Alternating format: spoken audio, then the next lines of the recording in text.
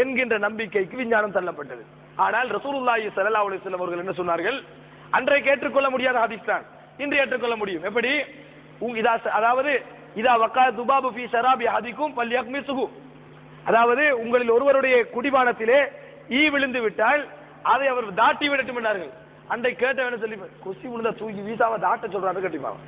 அப்படிதான் நம்பிக்கை வரும். ஈ விழுந்தா அது என்னத்துக்கு விழுந்த நம்ம என்ன நினைப்போம்? மிச்ச மோசமான தூக்கி வீச பார்ப்போம். ஏன்? ஈ சரியில்லாத உடம்புக்கு சரியில்லைன்னு அன்றைக்கும் தெரியும். மோசமான ஒரு சிறுநீர் கழிச்சா சரியில்லை எடுத்துக்காங்க எடுத்து வீச பார்க்கணும். ஆனால் அதை அமிழ்த்தி விட்டு வீசுங்க ரசூலுல்லாஹ் ஏன் அப்படி சொன்னார்கள்?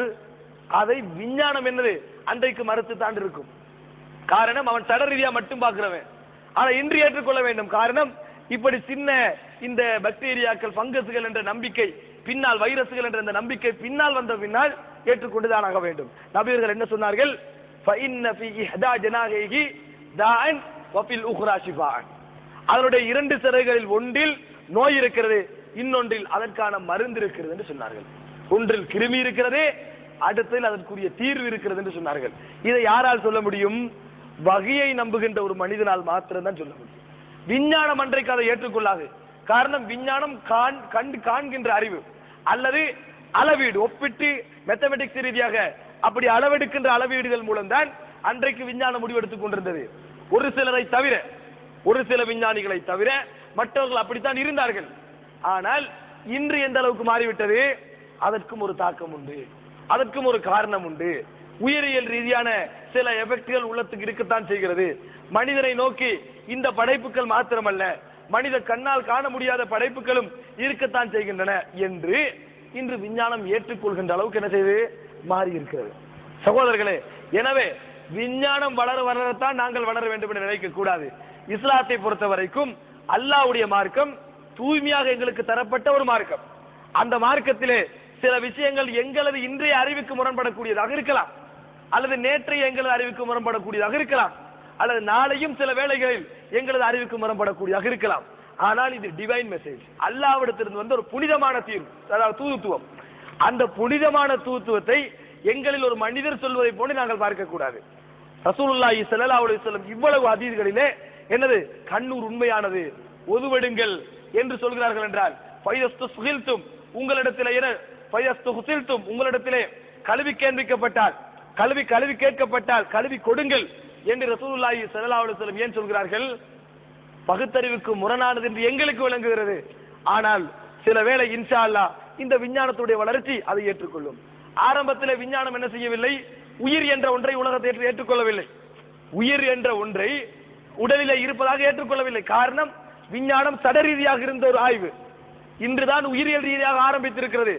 அல்லாஹ் நபி அவர்களிடத்திலே வந்து அந்த யூதர்கள் கேட்டார்கள், ரூஹை பற்றி, உயிரை பற்றி என்ன சொல்கிறீர்கள், அது என்ன என்று கேட்டார்கள். யஸ்அலூனக அனிர் ரூஹ், அல்லாஹ் தஆலா என்ன சொன்னான்? குலிர் ரூஹு, அதாவது மின் இல்மி ரப்பி, உன்னிடத்திலே உயிரை பற்றி அவர்கள் கேட்கிறார்கள். உயிர் என்பது அல்லாஹ்வுடைய அறிவிலே உள்ள ஒரு விஷயம். வமா ஊதீது மினல் இல்மி இல்லா கலீலா, உங்களுக்கு கொடுக்கப்பட்டிருக்கின்ற ஞானம் கொஞ்சம் தான் என்று நபியை நீங்கள் சொல்லுங்கள் என்று அல்லாஹ் தஆலா சொன்னார். ஆனால் உயிர் என்பது இருப்பதை அன்றைய திருமறை ஏற்றுக்கொண்டது. அல்லாஹ் தஆலாவை சொல்லி காட்டுகிறான், உங்களது ஆத்மாக்களை தூக்கத்திலே கைப்பற்றுகின்றது ரப்புல் ஆலமீன் தான். சிலரை அனுப்புகிறான், சிலரை வைத்துக் கொள்கிறான். விஞ்ஞானம் ஏற்றுக்கொள்ளவில்லை. இன்று விஞ்ஞானம் ஏதோ ஒரு ஆய்வை செய்து ஏதோ ஒரு வகையிலே அதை நம்பத்தான் செய்கிறது, ஏற்றுக்கொள்ளத்தான் செய்கிறது. ஆக மொத்தம் விஞ்ஞானம் என்பது சடரீதியான ஒரு ஆய்விலிருந்து இன்றுதான் மனிதனுடைய உயிருக்கும் இந்த உலகத்தில் ஒரு சம்பந்தம் இருக்கத்தான் செய்கிறது. வெறும் உடலியல் ரீதியான தாக்கங்களையும் தாண்டி ஒரு உயிரியல் ரீதியான தாக்கமும் இருக்கத்தான் செய்கிறது என்ற ஆய்வை விஞ்ஞானம் இன்றுதான் நடத்தி கொண்டு வருகிறது.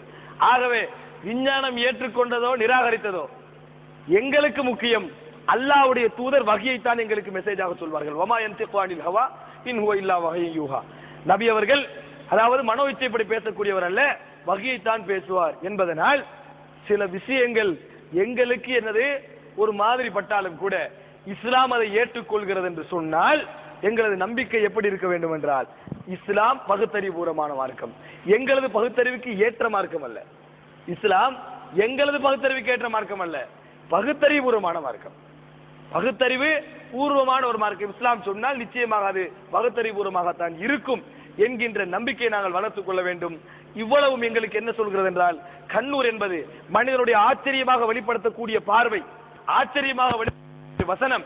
அல்லாஹ் நாடினால் மற்றவனுக்கு தாக்கத்தை செலுத்தலாம், மற்றவனுடைய தாக்கத்தை செலுத்தலாம், உடலிலே மாற்றங்களை கொண்டு வரலாம், அடையாளங்களை கொண்டு வரலாம்.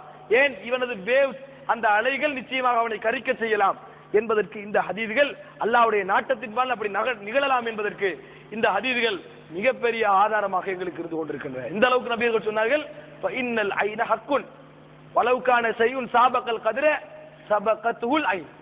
கதிரை முந்தக்கூடிய ஒன்றை அல்லாஹ் படைப்பான் என்று சொன்னால், அப்படி ஒன்று இருக்கும் என்றால் அது ஐனாகத்தான் இருந்திருக்கும், கண்ணூராகத்தான் இருந்திருக்கும் என்று ரசூலுல்லாஹி ஸல்லல்லாஹு அலைஹி வஸல்லம் சொல்லி இருக்கிறார்கள். சகோதரர்களே, எனவே இன்றோடு நாங்கள் இந்த 3 முக்கியமான அம்சங்களை பற்றி இஸ்லாம் ஏற்றுக்கொள்கிறது, இப்படியான தாக்கங்களும் உலகத்தில் இருக்கத்தான் செய்கிறது என்று இஸ்லாம் ஏற்றுக்கொள்கிறது என்பதை இன்று வரைக்கும் நாங்கள் சுருக்கமாக படித்திருக்கிறோம். ஆனால் நாளை அடுத்த வாரம் நாங்கள் சில விஷயங்களை படிக்க இருக்கிறோம். இஸ்லாம் என்பது எந்த அளவுக்கு உலகத்திலே அல்லாஹு தஆலா இந்த உலகத்திலே எந்த அளவுக்கு காவிருக்கு கூட பாதுகாப்பை கொடுத்திருக்கிறார். யாருக்கு? திக்ரு செய்கின்றவருக்கு, துஆ செய்கின்றவருக்கு, காலை மாலையிலே தொழுகின்றவருக்கு மாத்திரமல்ல, அவர் இல்லாத ஒருவருக்கும் ஒரு காவிருக்கும் கூட இந்த உலகத்திலே எந்த அளவுக்கு பாதுகாப்பான சூழலை அல்லாஹு தஆலா வைத்திருக்கிறார். ஜின் பிடித்தல் என்பது இஸ்லாத்தில் இருக்கிறது நாங்கள் ஏற்றுக்கொண்டால், ஜின் நினைத்த மாத்திரத்தில் ஒரு மனிதர் என்ன செய்ய முடியாது? தாக்கத்தை செலுத்த முடியாது. அல்லாஹு தஆலாவுடைய பூமி, அவனது ஆட்சி, எந்த அளவுக்கு அல்லாஹ் இந்த பூமியை நிறுவி இருக்கிறான், எந்த அளவுக்கு பாதுகாப்பை தந்திருக்கிறான், அதிலும் குறிப்பாக ஆன்மீகத்தை, இஸ்லாத்தை நம்பியவர்களுக்குள்ள லாபம் என்ன என்பதை பற்றி எல்லாம் எந்த அளவுக்கான ஒரு பாதுகாப்பை திருமறை எங்களுக்கு தருகிறது. நிறைய பேர் நினைக்கிறார்கள், என்ன சொல்ல போகிறார்? ஆயத்துல் குர்சி 2 வசனம் ஓதுங்க, குல்லபிர பினாஸ் குல்லபிர, அப்படி இல்லை.